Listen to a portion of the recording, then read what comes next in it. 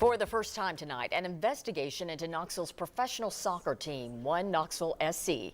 We've learned of claims of verbal bullying and physical misconduct by the head coach. Those claims were substantiated in a third-party investigation through the United Soccer League.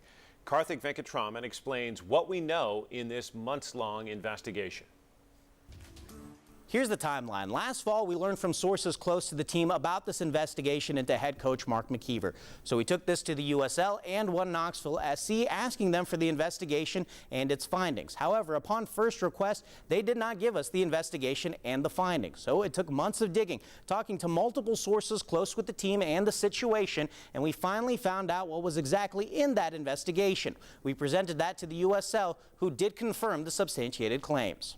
Claims of Tier 1 physical misconduct and Tier 2 verbal bullying by head coach Mark McKeever are what were substantiated in the investigation report, according to the USL. Tier 1 physical misconduct is the lowest tier in terms of severity.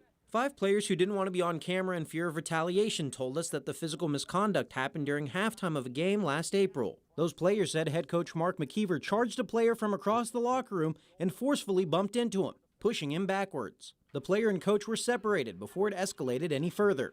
As for the verbal bullying, that was Tier 2, which is the middle tier of severity. The USL told me with it being Tier 2, instances of verbal bullying happened multiple times. Several players said McKeever would often berate players. Many point to one time when the coach launched verbal jabs at a player during a film session about fixing his hair, telling him that he'd rather have a 15-year-old amateur playing instead of him, telling the player that he was a liability, and also that the player only cared about himself.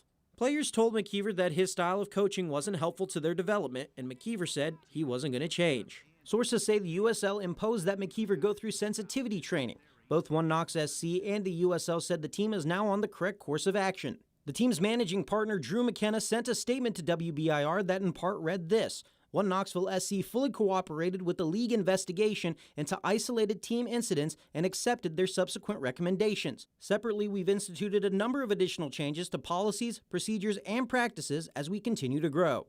The USL also gave WBIR a statement that read in part, Knoxville SC cooperated fully throughout the process and demonstrated a steadfast commitment to player welfare. The club has taken several proactive steps to reinforce a healthy team environment going forward. Players I spoke with said they don't know why McKeever still has a job, and if it happened at any other job, it would be unacceptable. The USL wanted to make it abundantly clear that none of these substantiated claims were criminal in nature. The USL also can't recommend firing a coach or putting a coach on administrative leave to any team. The team would have to decide that for themselves. However, as we showed you in those statements, the league in full support of what the team has done, and the team has followed the recommendations of the league. The players I have spoken to, however, say this is not enough. Back to you all. You can read that full investigation right now online at WBIR.com.